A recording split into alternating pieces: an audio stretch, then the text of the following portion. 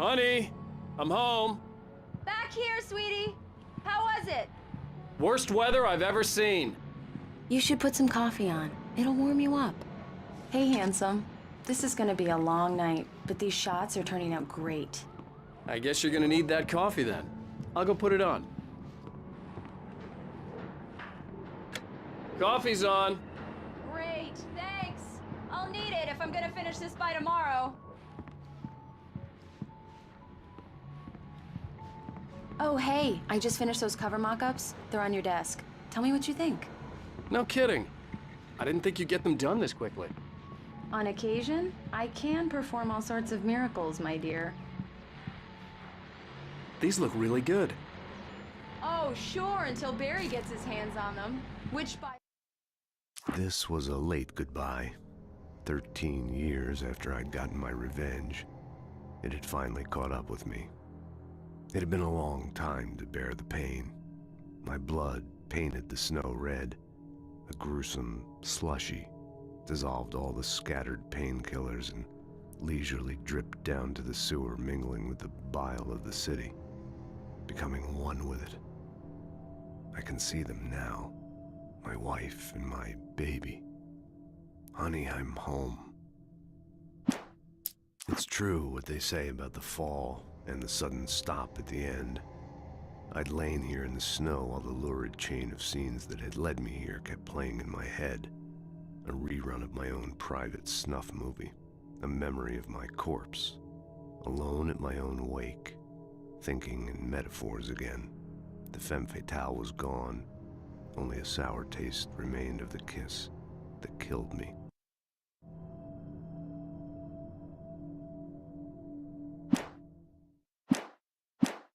The way will happen over my dead body.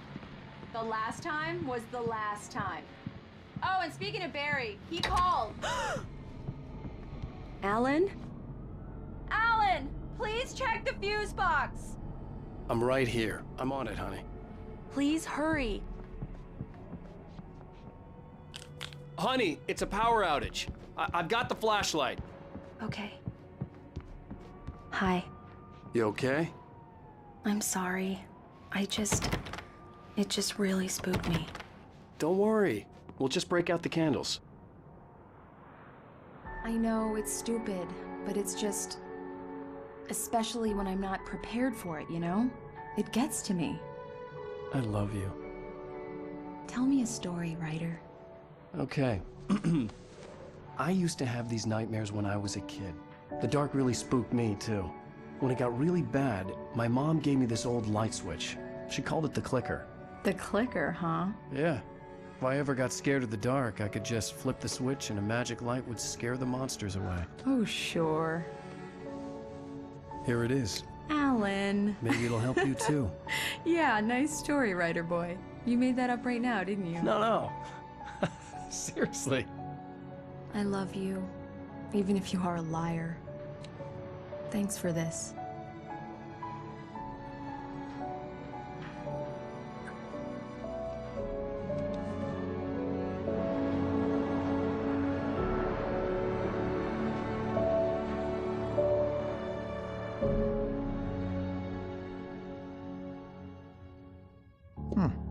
How do you feel, Mr. Wake? Any nausea, disorientation, anything like that? Mr. Wake, how are you feeling? I'm okay. My head's fine. I had to lie about my headache and memory loss. He'd send me to a hospital for tests. I couldn't leave without Alice. Very well. I don't think you have a concussion, but you've obviously been through quite a shock. You should take it easy for a couple of days. Thanks. Well then, Mr. Wake, we're done here. If the pain gets any worse or you experience any other symptoms, you should come see me. I'll let you get on with it then. Sarah, Sheriff Breaker, is waiting for you. She's very good at her job. I'm sure she can locate your wife in no time. Doc Nelson was the image of a small-town doctor. Sheriff Breaker had called him to the station to take a look at the cut in my head. I'm sorry you had to cut your morning fishing short for this, Doc. Oh, she's a beauty, ain't she? Not the biggest I ever caught, if you can believe that coming from an old fisherman like me, but she's right up there. Now, she's a largemouth bass, which is what you're after if you prefer a lure. Now, if you want either trout or salmon, on the other hand, then it's fly fishing for you. You a fishing man, Mr. Wake? Oh, doesn't really matter, I suppose. But it can be very relaxing out there. You can't get me off the water this time of year. Closest thing to heaven. I'll take your word for it, Doc.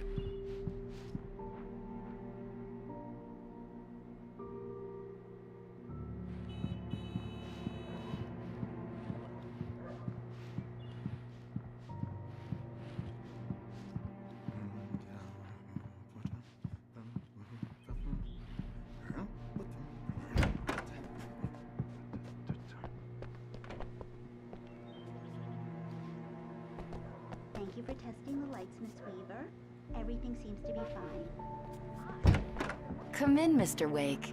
Your phone's on the desk. The battery was dead. It's charged now. I'll be sure to take care of it, Miss Weaver. Have you started looking for my wife yet? My men are already on it. Now, can you tell me what happened?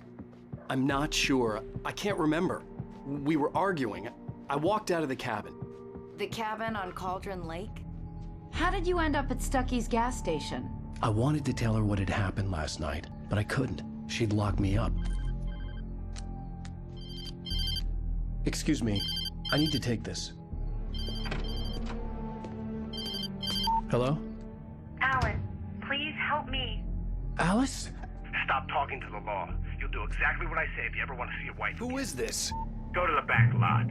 There's a hole in the fence on the left. Look inside the junker. I left a little something there to convince you we're all on the same page here. After you ditch the cops, you're gonna meet me in Elderwood National Park. There's a spot called Lover's Peak. Midnight. Don't do nothing stupid, pal. We're watching you.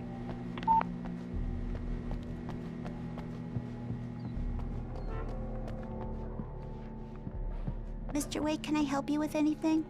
I need to get some air. The sheriff said I could go out back. Of course, Mr. Wake. You can get there through the cell corridor. Just don't mind Walter in there. He's one of our regulars. I thought he quit drinking for good.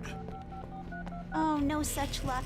He went on a bender and beat Danny pretty badly. He started shouting like that the moment he woke up.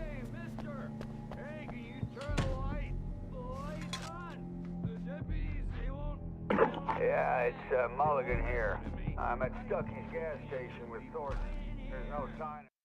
Alice looked through the viewfinder, lining up the shot.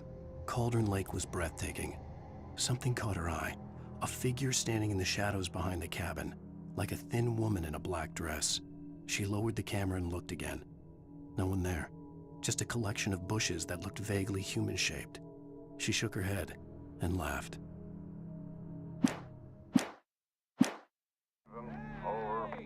Wait. Yeah, this is Thornton. Look, we've located the parade float. It's here. That's some good news, right? Stucky was supposed to be driving it at the rehearsals today. Over. Oh, give me that. Mulligan here. Looks like someone really thrashed the garage. Over.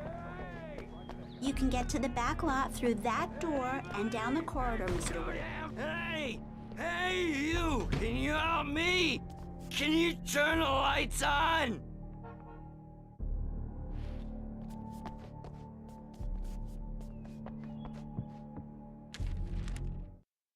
In spite of its human mask, to describe the dark presence as intelligent would have implied human qualities on something decidedly inhuman. Nonetheless, it found the one spot in the diner that was dark enough. Some light spilled into the corridor, ravaging it. But it took the pain. Horrible as it was, the writer would soon fix that. He would be coming to the one place where it still had power.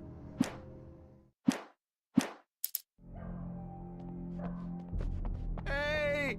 Please help me, man! Thank you, man, thank you. Hey, you're all right. You're a good guy. Don't let anybody tell you different. You know, I shouldn't even be in here. The cops, they got it all wrong. See, sure, I beat him up, but I wasn't drunk. I mean, I wasn't drunk at the time. I only got drunk afterward. Okay, listen. Listen, you gotta listen carefully now. Here's the kicker. That wasn't Danny. No, sir. It only looked like him. You wanna know who it really was? I'll tell you who it really was. It was a goddamn space alien! I know it sounds like something that's drunk. The early morning light hurt my eyes and made my head ache.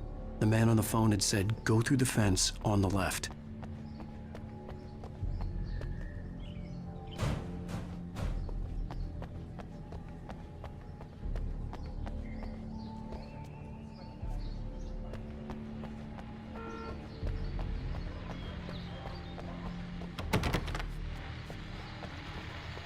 The caller had told me to find a hole in the fence behind the police station. There was something for me in an abandoned car.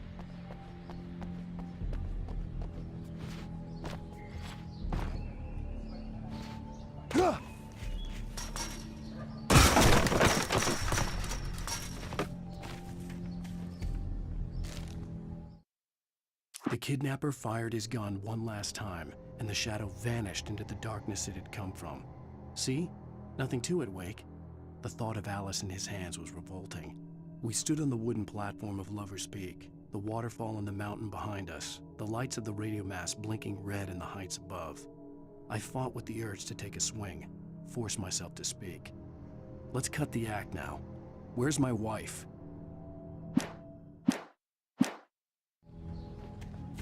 Alice's driver's license had been placed on the front seat. The caller meant business. Barry? Ow! Ow! Thank God! Where the hell have you been? I've been trying to reach you for a week, you and Alice. I've been worried sick. I flew out yesterday. I'm here in Bright Falls. Barry, listen to me. I'm at the sheriff's station. Come and get me. I can't talk now. Ow! What the hell is going on? I had to get the sheriff to let me go. I needed to get to Elderwood National Park to meet Alice's kidnappers.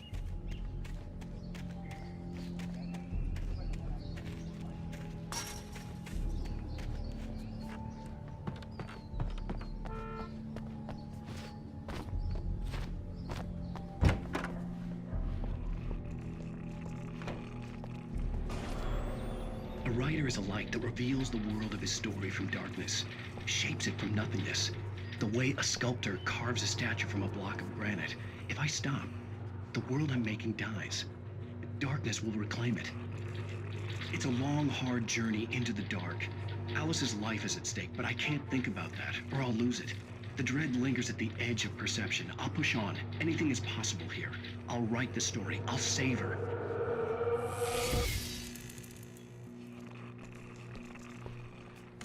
Marvelous, Sarah.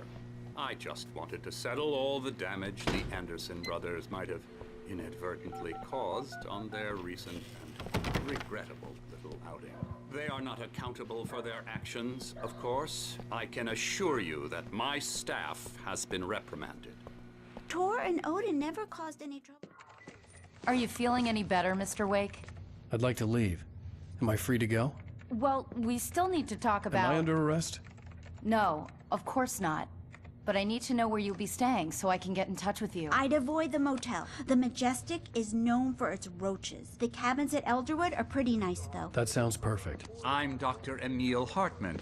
I'd like to invite you to stay at Cauldron Lake Lodge. Did you talk to my wife? I had the pleasure of discussing your situation with her on several occasions. Did you set something up with her? I invited her here.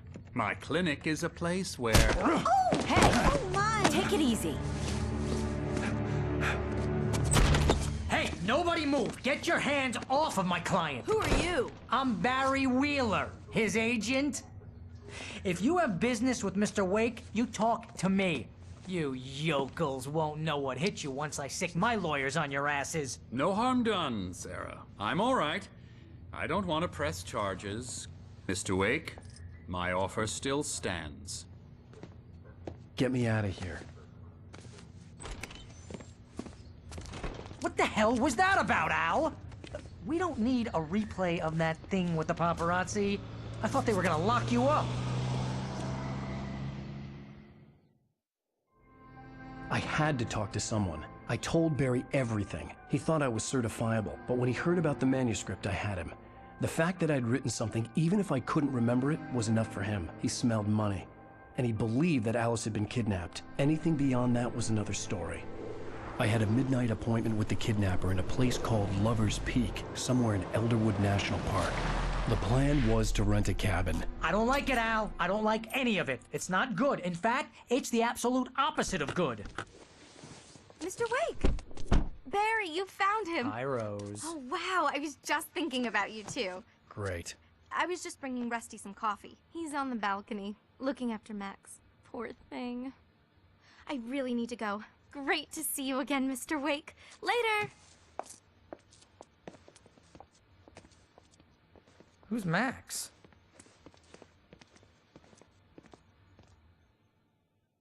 What an airhead. Jeez, Mr. Takes a swing at everybody. This is not her fault. She's a very nice girl and, more importantly, a fan.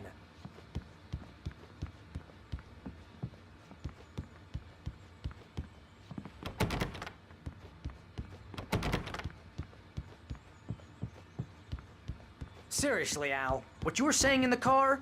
Just listen to yourself. What, you shot a guy? And his body just disappeared? When was the last time you slept? What, are you high? Have you been drinking? No! Look, Barry, I'm missing a week, and someone's got Alice. Do you and understand everything's just... what it sounds like when you say stuff like that? Don't get me wrong, it's a good story, could be a bestseller. But when you start confusing fiction with reality, you're buying yourself a ticket to the funny farm. Wait here.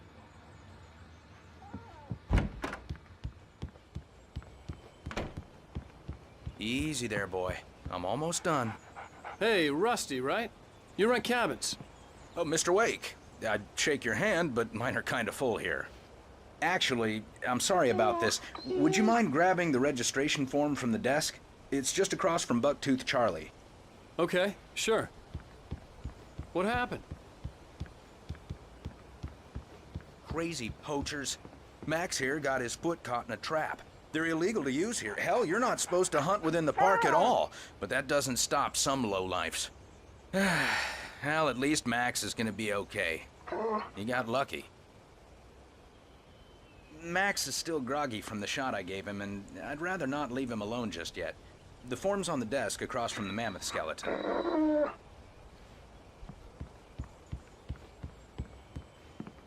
Seriously, Al, you can't just go and meet a kidnapper. Those situations always end up in disaster. You gotta talk to the cops. She's my wife, and it's my call. Can we talk about this later? No. This whole thing, Listen, you hit your head. I mean, geez, Al, come on. You gotta understand how crazy all this sounds. If you're trying to pull a joke on me, freak me out, it's working. Ha ha, let's have a laugh on Barry. Well, you had me going there real funny, Al. You can quit it now.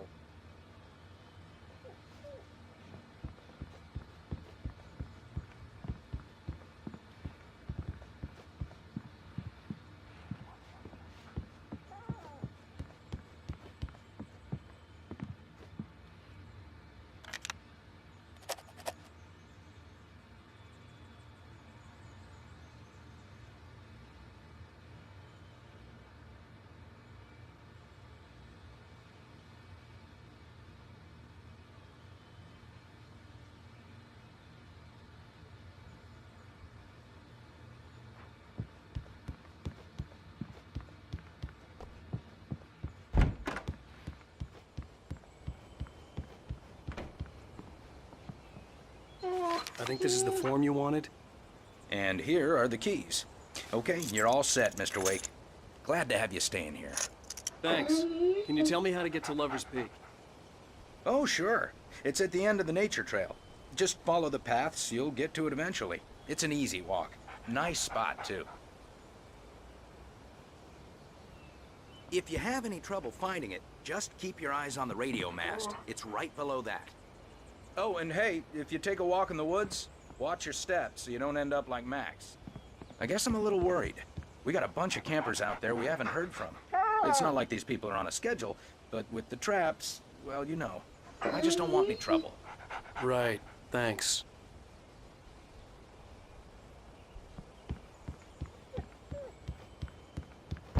Look, Al, you're asking me to believe that you shot a dude who went poof into thin air, a guy who was bulletproof until you pointed a flashlight at him.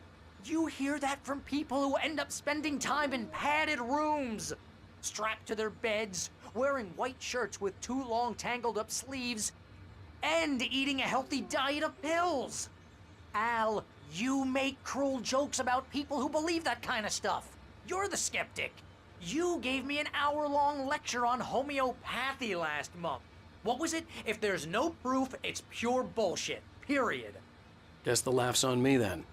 Al, come on! I mean, okay, maybe something weird happened to you, okay? Well, thanks for the heartfelt vote of confidence.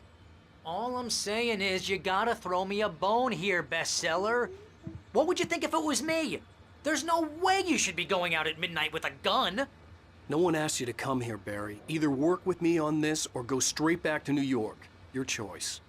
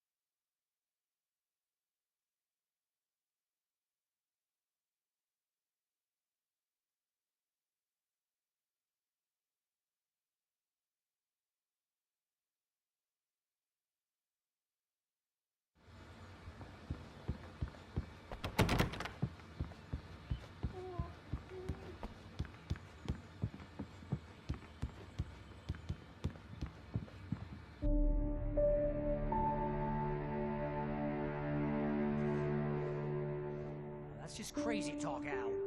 Al? Al? We should go to the sheriff or call the FBI. Damn it, Barry, they'll kill her! This is not a goddamn debate, Barry.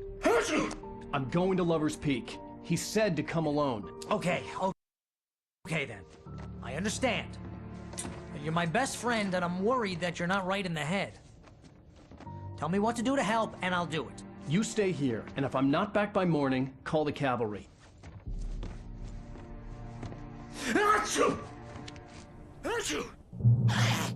Just be careful with the natives, Al.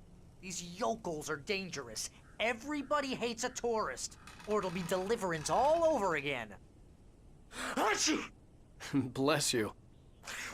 Oh, this place is trying to kill me. I'll bet there's mold in here, spores, poison ivy, God knows what. This is so not worth a 15% commission.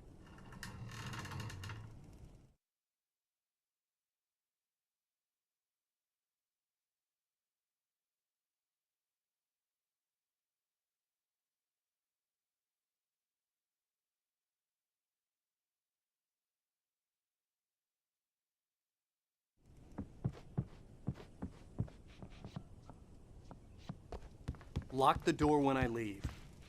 Yep, you go ahead and do what you have to do. I'll be fine. Alone, but fine. In a cabin straight from a horror movie.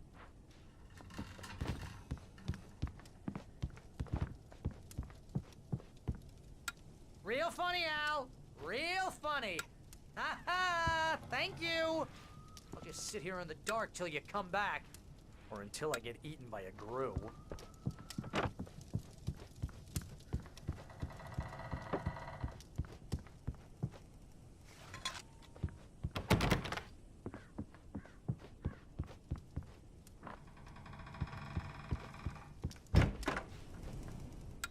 I didn't realize we were back in the 3rd grade here.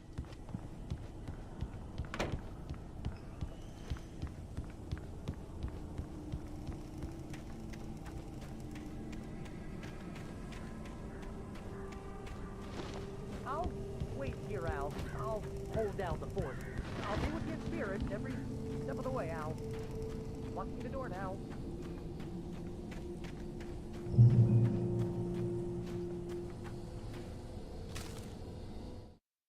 Barry had never gotten along with Alice.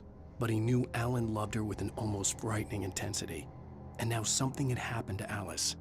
And here was Al armed with a gun and saying things people got put in padded cells for.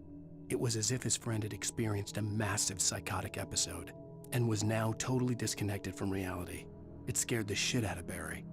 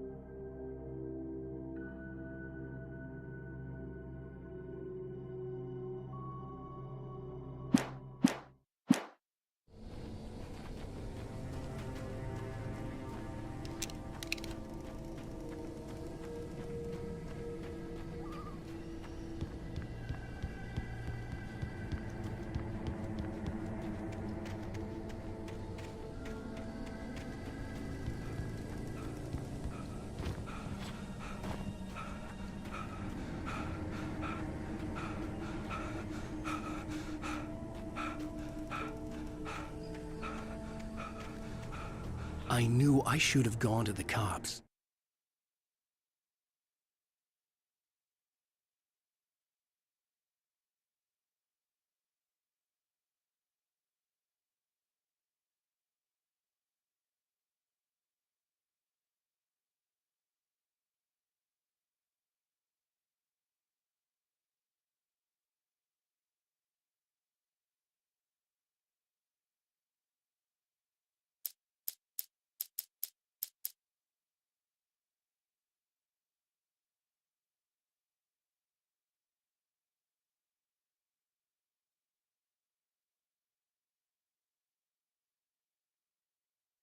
This wasn't the smartest thing I'd ever done.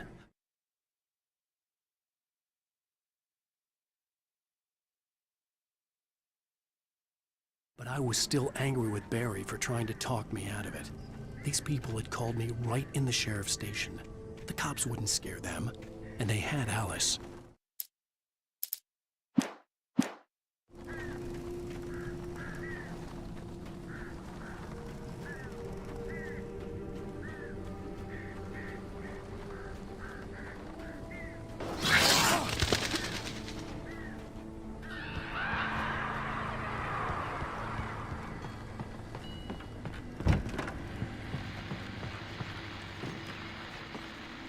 Welcome back to the show, folks. As promised, our very own Dr. Nelson has just parked his rear end in the studio. Doc, what's your Deerfest plan like? My plan? You make it sound a lot more organized than I ever seem to manage.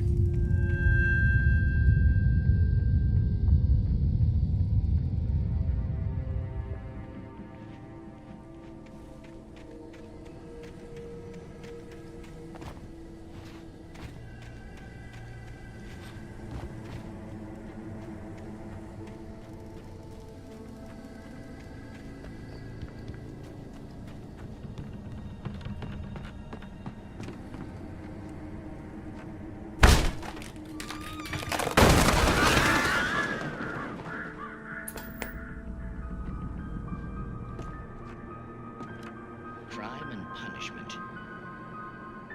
The cancer and cure of civilization.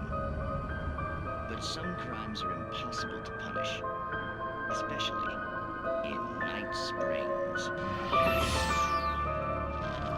Tonight's episode, The Man in the Mirror.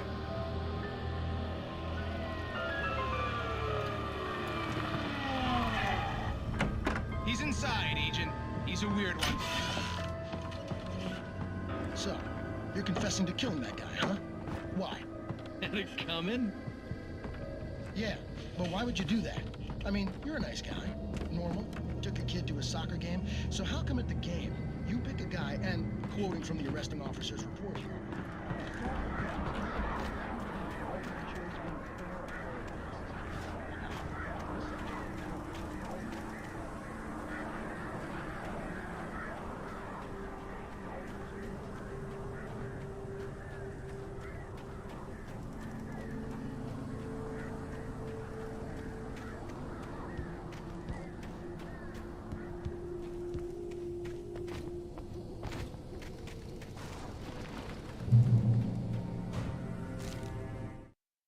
The air in the visitor center was heavy with an awful smell, as if some rotten drowned thing had crawled up from its grave. Rusty kept coughing blood. My eyes were drawn to the twisted shape of his broken leg. The attack had been vicious. Max whined in his cage. Rusty's eyes were wild with fear and terror. He gasped. "Mr. Wake, it happened just the way it was on that page."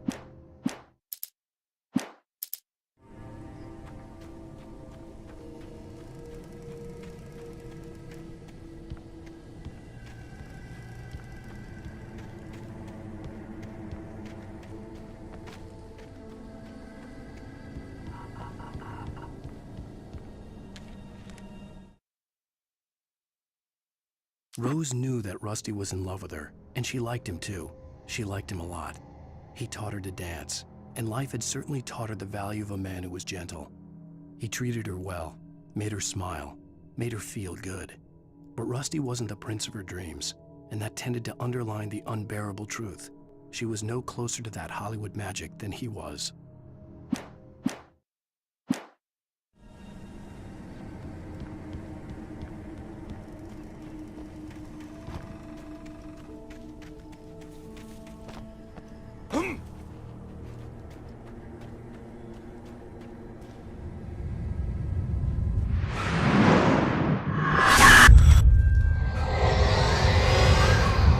Vision left me weak. This was no head injury.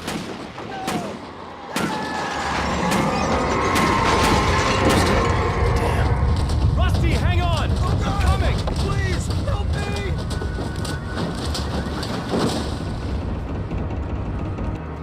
Anybody? Help me! Help me!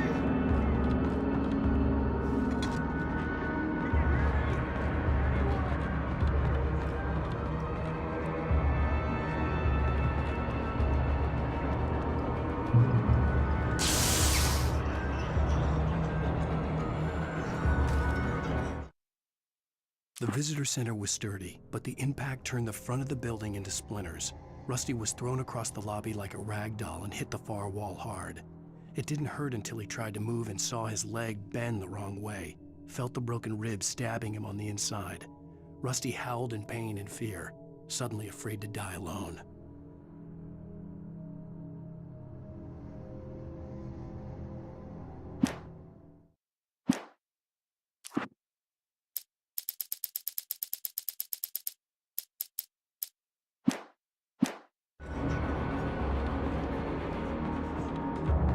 The ranger's office was locked. I'd need a key to get in.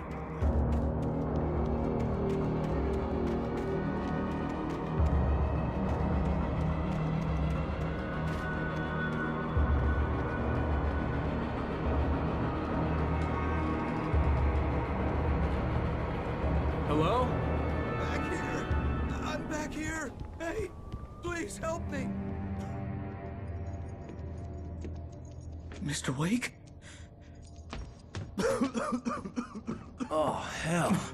It happened just the way it was on that page. I found. Came true. It knew. So dark. It'll come back for me. You must... The lights.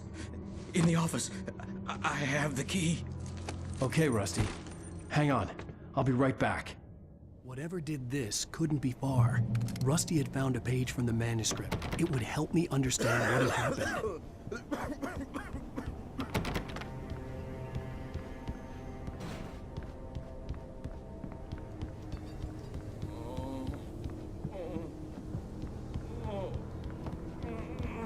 A presence.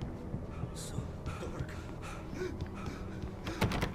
Like the forest at night. Woke up. The only way to make sure that Rusty was safe was to get the power running and the lights back on.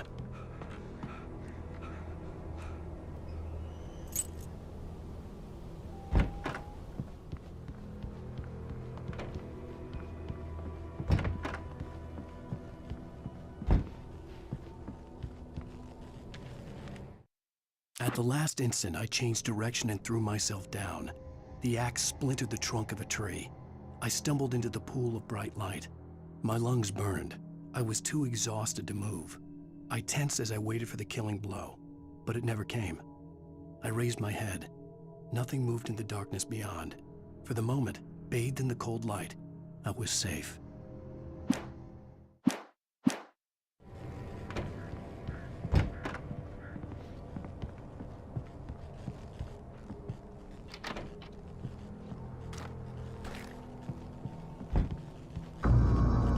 I was too late. Someone had destroyed the circuit breaker. There was no way to get the lights back on.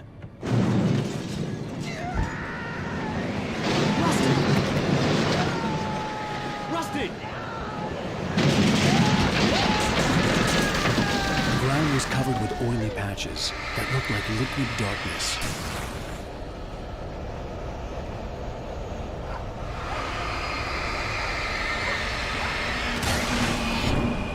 I just need hunting licenses.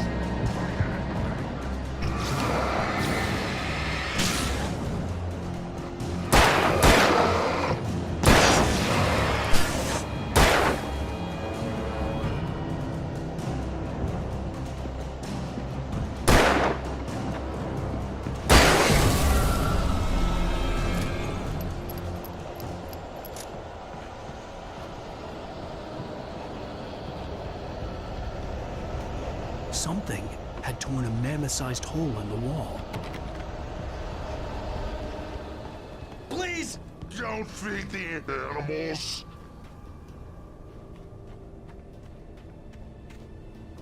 Fishing! For those visitors who purchase a park fishing license, obey! The park ranger's instructions. Rusty? Rusty, no! Never! Don't approach closer than 100 yards. Two bears and wolves never approach any other closer than 25 yards. Pets must be leashed. At all times. Never leave your pet unattended. It is against the law to remove the historical artifacts from the park grounds. This includes even obey.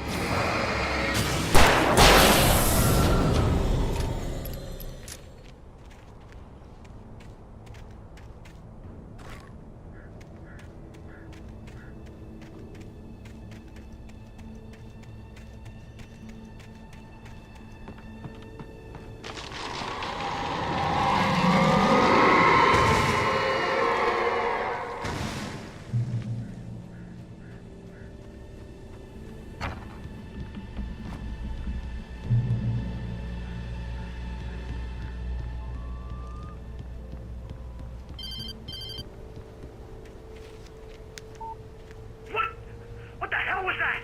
I saw from the window. I saw something. Forget about it, Barry. It's just me going crazy. Oh, jeez. Oh, jeez. You're not crazy. I wish you were crazy, but you're not crazy. Ow, be careful. Stay in the cabin. Don't open the door for anyone. I mean it.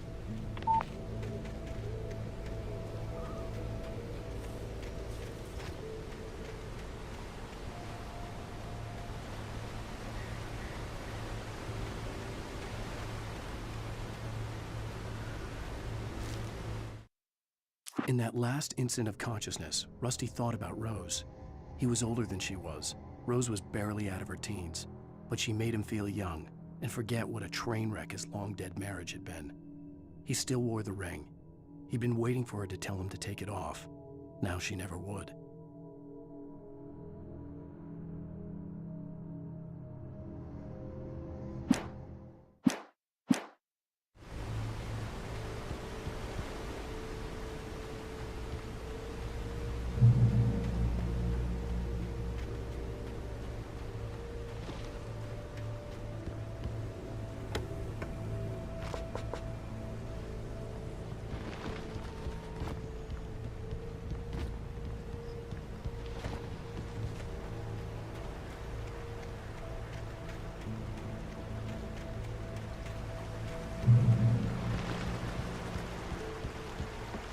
Lover's Peak was at the far end of the nature trail.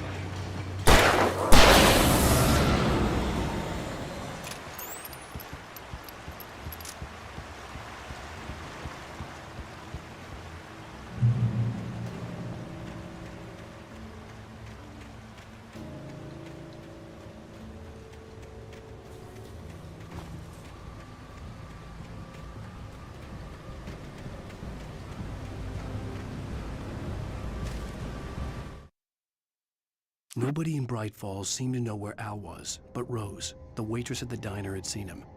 From what Barry could tell, Al pretty much fell off the face of the earth when he left the diner. Rose was just the kind of fan that Al hated, but she really tried to help. She was smart too, knew a lot about what was going on in the town, knew a lot about Al, even knew who Barry was. Barry liked her. That was no big surprise. When it came to women, Barry and Al rarely saw eye to eye.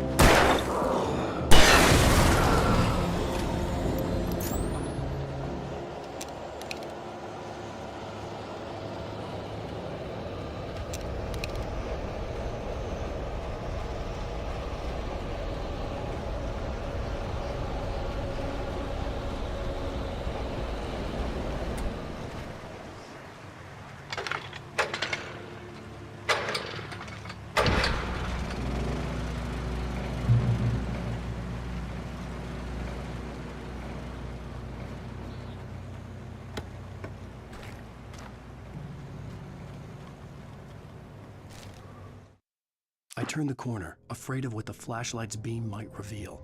Suddenly, a roughly painted symbol of a torch glowed in the light. Behind it, hidden by a rock, sat a battered metal trunk. It was here for a reason, packed with supplies, batteries, flares, ammo, things you need to make it through the darkness of the night. Something left behind by someone who knew what I knew, and more.